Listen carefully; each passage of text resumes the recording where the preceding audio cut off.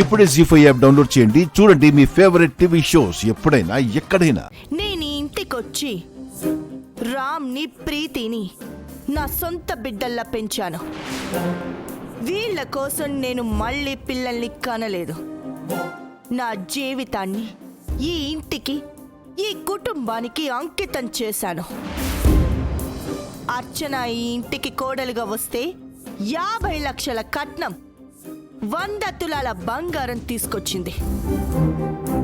అలాగే రేపు ప్రీతి ఉషల పెళ్లిళ్ళు కూడా కోట్ల రూపాయల కట్నం, కేజీల కొద్ది బంగారం ఇచ్చి గ్రాండ్గా అత్తారింటికి సాగనంపుతాం. మరి సీత ఈ ఇంటికొస్తూ ఏం తీసుకొచ్చింది? ఎంత కట్నం, ఎంత బంగారం ఇచ్చారు తనకు? అడ్డదారిలో ఈ ఇంటికి కోడలయ్యింది. పైసా కట్నం, గ్రాము బంగారం కాని తీసుకురాలేదు. అలాంటి తనకు ఈ ఇంట్లో హక్కులు, అధికారాలు ఎలా ఉంటాయి? ఈ ఇంటికొస్తూ కుటుంబం కోసం నేను, జన, గిరి, అర్చన, రామ్ అందరం కష్టపడుతున్నాం. ఆఖరికి పని మనిషి రాజ్యం కూడా ఈ ఇంట్లో పని చేసి సంపాదించి తింటోంది. కానీ సీతకు ఏం సంపాదనుంది? ఈ ఇంటి కోసం తను ఏం కష్టపడుతోంది?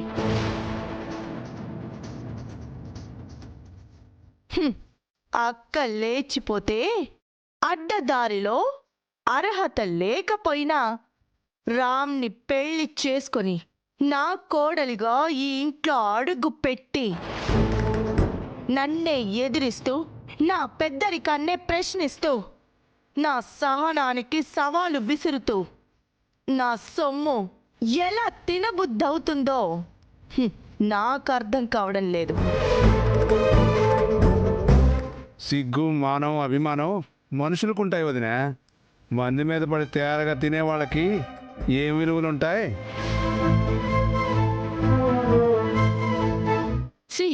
ఇది ఒక లైఫేనా? చివరికి చీమల పురుగులు కూడా తమ ఫుడ్ తామే సంపాదించుకొని తింటున్నాయి. ఇలాంటి వాళ్ళను పారాసైట్స్ అంటారు. ఇతరుల మీద ఆధారపడటం తప్ప వీళ్ళు కష్టపడలేరు.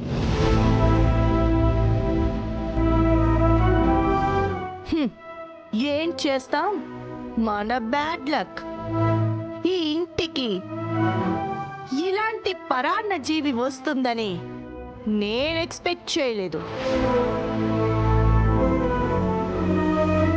రామ్ ఏదో యాక్సెప్ట్ చేశాడని ఈ పారాసైట్ ని తప్పక ఎంకరేజ్ చేస్తున్నాను.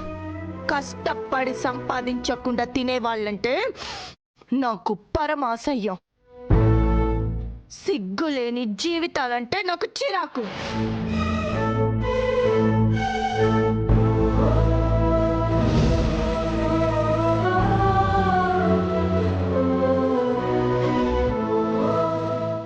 జీ5 యాప్ డౌన్లోడ్ చేసి అన్ని ఎపిసోడ్స్ పూర్తి ఉచితంగా చూడండి.